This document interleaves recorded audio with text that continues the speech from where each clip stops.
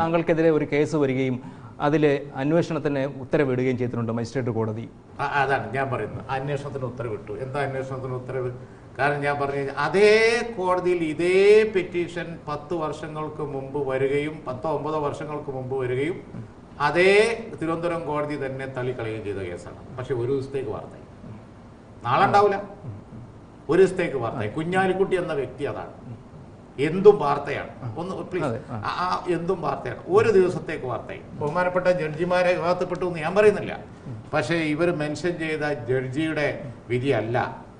കേരള ഹൈക്കോടതിയിലെ ചീഫ് ജസ്റ്റിസിന്റെ ഒരു സുഭാഷൻ റെഡ്ഡി ആണെന്ന് എനിക്ക് പേരൊന്നും എനിക്ക് ഓർമ്മയില്ല, പക്ഷെ ഏതായാലും അദ്ദേഹത്തിന്റെ ഇതാണെന്ന് തോന്നുന്നു. ഒരു വിധി വളരെ പ്രസക്തമാണ് ഈ കേസ്.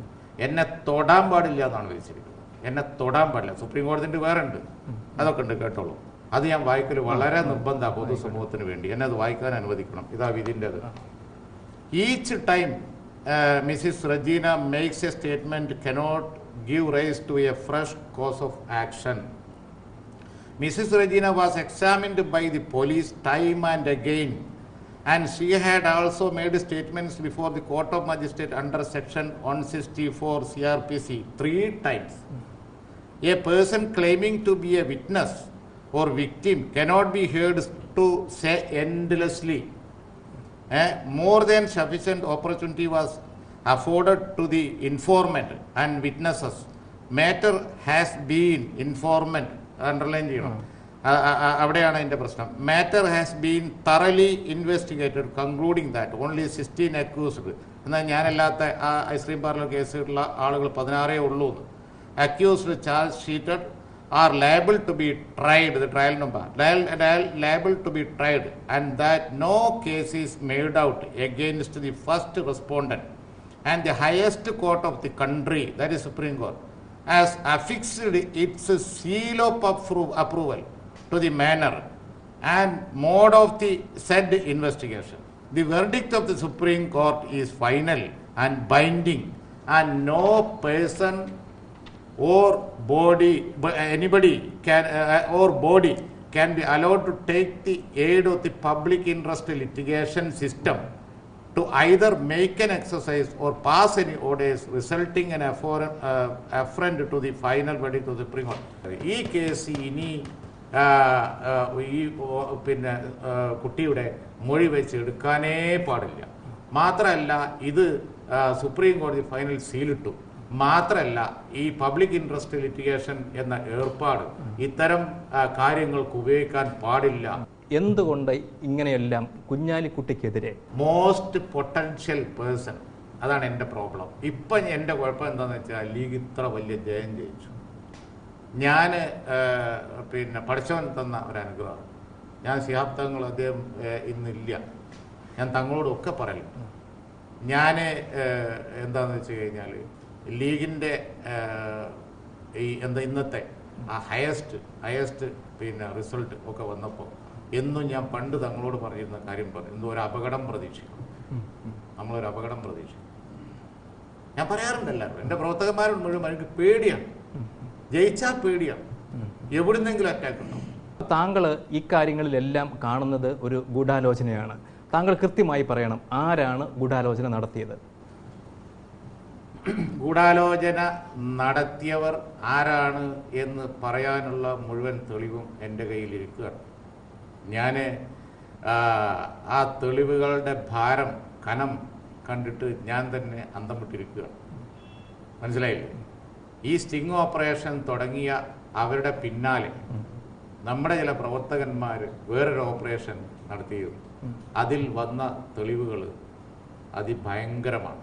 എനിക്കത് ഒഴിവാക്കിക്കൂടാ. കാരണം അതിൻ്റെ സൂചന പറയാം, സൂചന തന്നെ മതി കേരളം നെട്ടാൻ.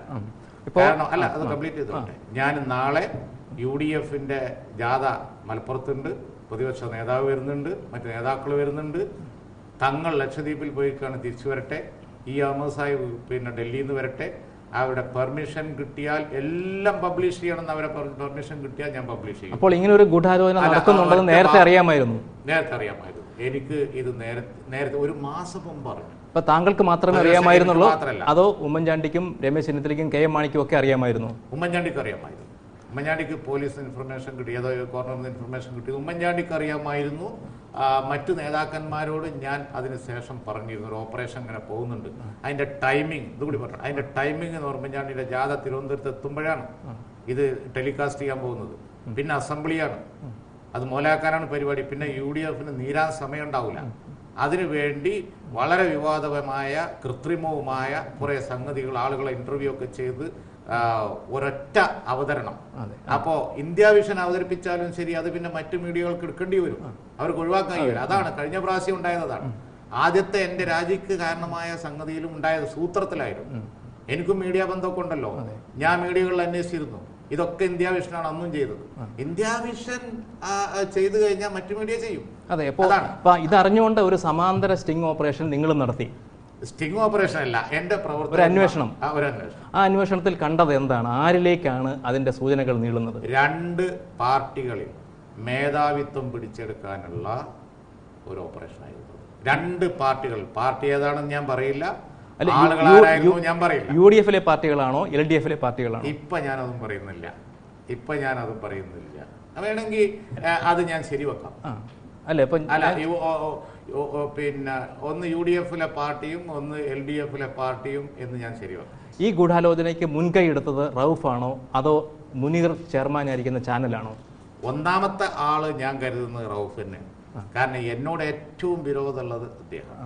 ഈ ബ്ലാക്ക് മെയിലിങ്ങിന് വിധേയമാകുന്നത് ഞാൻ പൂർണ്ണമായും നിർത്തുകയും അദ്ദേഹത്തെ കട്ട് ചെയ്യുകയും ചെയ്തു.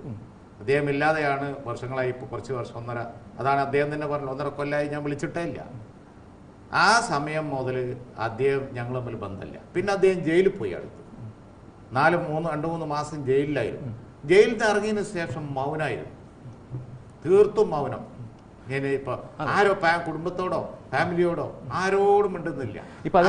ആ സമയത്താണ് ഈ സ്റ്റിംഗ് ഓപ്പറേഷൻ പ്ലാൻ ചെയ്യുകയും ചില രാഷ്ട്രീയ പിന്നെ കോണ്ടാക്റ്റിലൂടെ ഞാൻ നേരത്തെ പറഞ്ഞ വലിയ കേന്ദ്രങ്ങളിൽ എത്തുകയും ആ വലിയ കേന്ദ്രങ്ങൾ അവിടെ ഇരുന്ന് അത് കോർഡിനേറ്റ് ചെയ്ത് അവരുടെ ആളുകളെ ഉപയോഗിച്ച് വേണ്ട ഹെൽപ്പൊക്കെ ചെയ്ത് കൊടുക്കുകയും അതിലാണ് ഇന്ത്യ വിഷൻ കൂടി പെട്ടത്.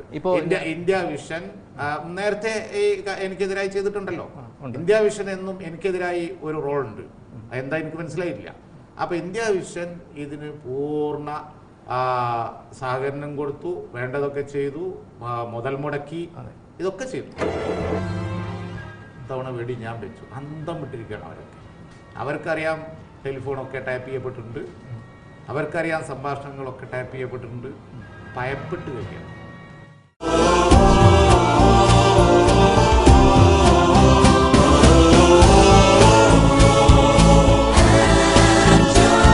Different people, one home. ManoramaOnline.com, your home